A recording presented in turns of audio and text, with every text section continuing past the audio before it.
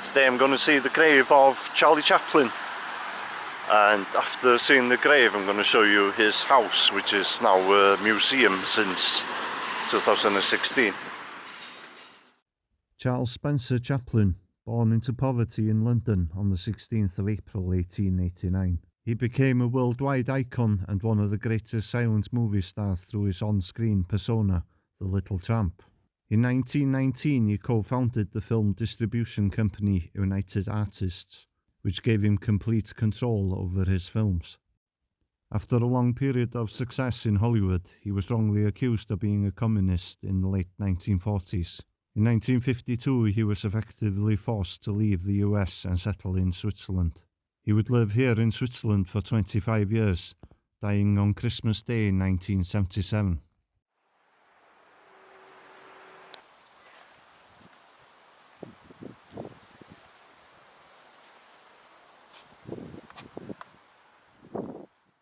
Chaplin was married 4 times. His final wife, Una O'Neill, was pregnant with their 5th child when they arrived in Switzerland.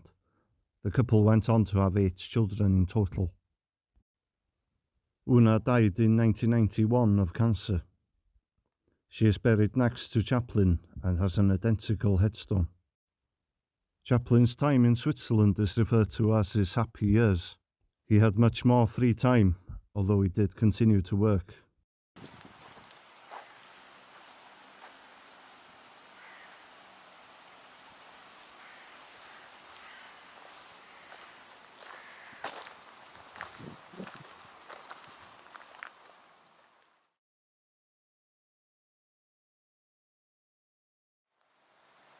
He died on Christmas Day in 1977, and he actually died after having a stroke in his sleep, and he was 88 years old. Chaplin's funeral was held on the 27th of December. As per his wishes, it was a relatively small service for friends and family.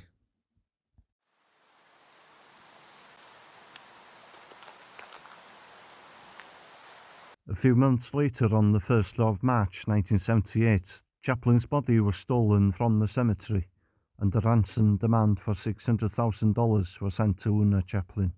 A police investigation and a manhunt followed, with 200 telephone kiosks being watched by the police.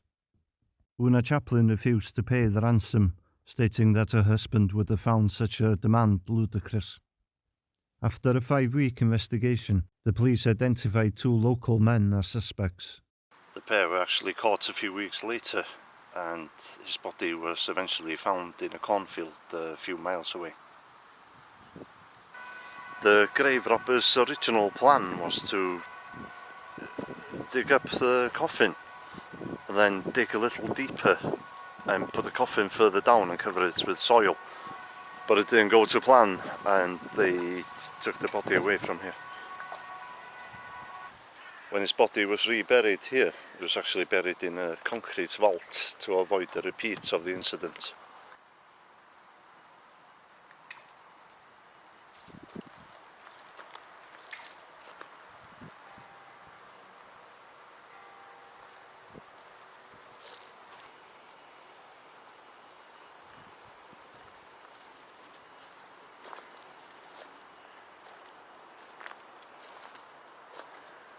Chaplin was a perfectionist, and once he got popular he wrote, directed, edited, produced and composed the music in his films.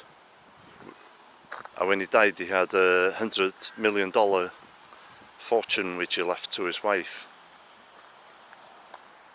It wasn't until 1940 that he made his first true sound film, The Great Dictator, where he played both of the leading roles, a fascist dictator and a persecuted Jewish barber. It became his most commercially successful film. The Great Dictator was a parody of Adolf Hitler. Throughout the 1930s, journalists had commented on the fact that Hitler and the Tramp character had a similar moustache. At the time, Chaplin thought that Hitler might have copied the moustache on purpose. Chaplin was horrified by the rise of fascism in Germany and Italy, and he began writing a script about dictators in April 1938. Chaplin had watched many newsreels of Hitler to copy his speech patterns and movements. At great personal and financial risk, Chaplin began filming The Great Dictator on the 9th of September 1939, 6 days after the start of World War II. A member of Hitler's propaganda staff would later confirm that Hitler had actually watched The Great Dictator alone, but didn't comment at all on it.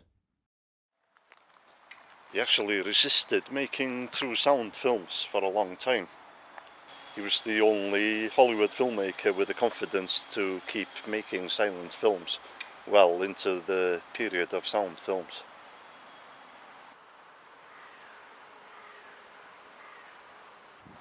In the 1920s, 80% of men who were going to fancy dress parties would go dressed as Charlie Chaplin.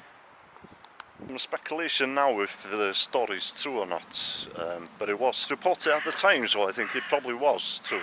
He entered the lookalike contest in a Charlie Chaplin lookalike contest in San Francisco, and he didn't win. He came in either, well, there's conflicting stories. Some say he came in third, others say 20th or 27th.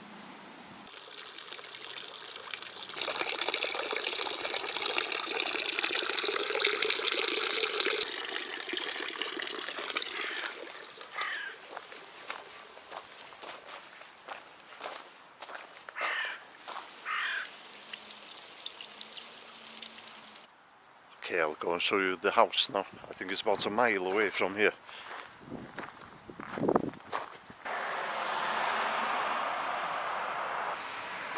Looks like they've got some kind of Halloween thing going on at the museum. I said there was a mile from the graveyard to the museum, or to the house, but it's more like 2, I think.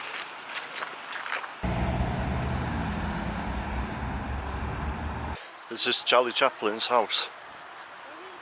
The museum opened in 2016, but it was actually in development for 16 years before it actually opened.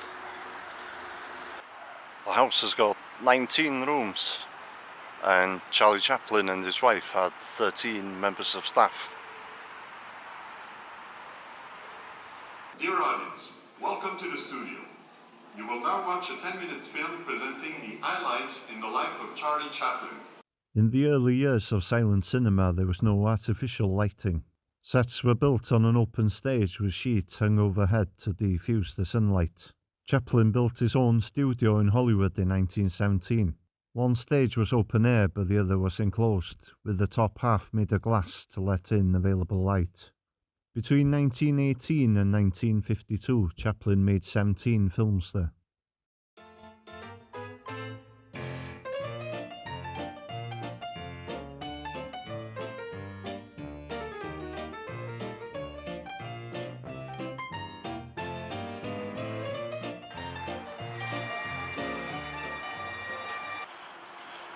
So that was the studio part of the museum.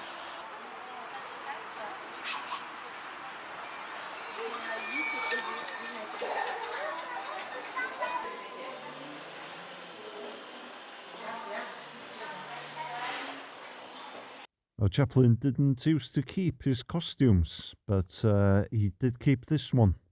It's the little tramp outfit from City Lights, 1931. The cane and the hats that you can see here actually predates this costume. They were sent to London in 1919 as publicity for a day's pleasure, and they were actually bought in auction by Una Chaplin in the 1980s.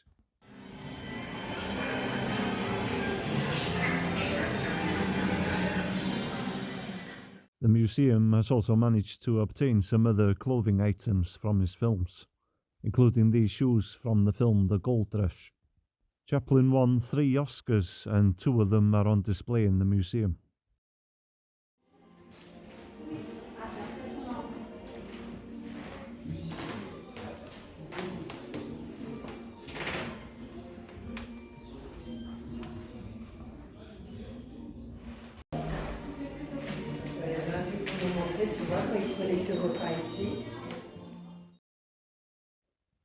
This is Charlie Chaplin's bedroom.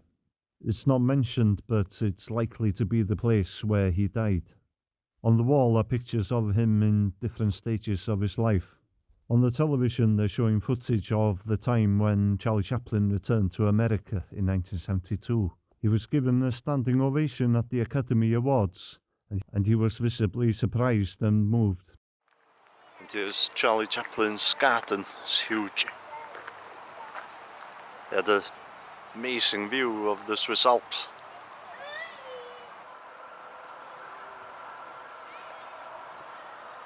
And this is the area where he used to sit to enjoy the view, by this tree here.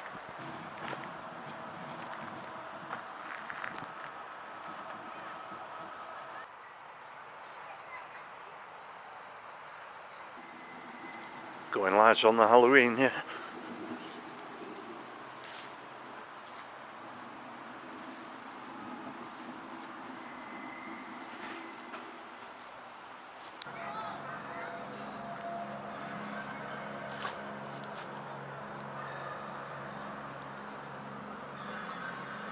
How cool was that?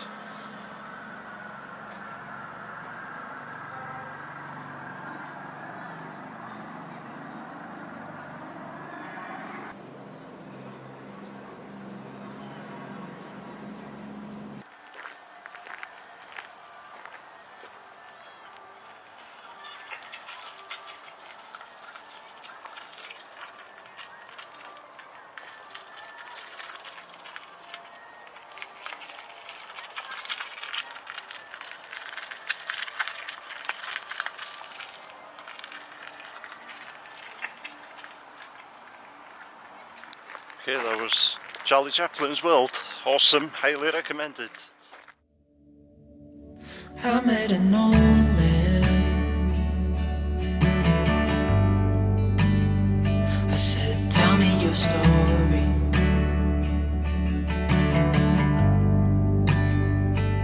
He took out a notepad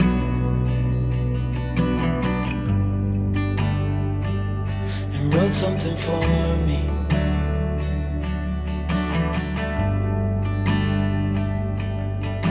He kept walking on down the road, and I watched him disappear like smoke.